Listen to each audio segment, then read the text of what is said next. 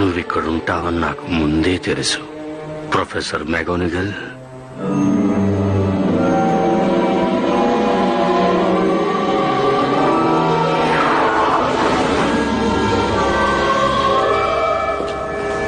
Good evening professor Dumbledore. నేను విన్నదంతా నిజమేనా?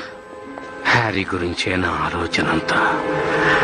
వాడి భవిష్యత్తు ఎలా ఉంటుందో అని. మరి ఆ కుర్రాడు హ్యాగ్రిడ్ తీసుకొస్తున్నాడు. ఇటువంటి పరిస్థితుల్లో హ్యాగ్రిడ్ నమ్మడం ఎంతవరకు సమంజసం అంటారు?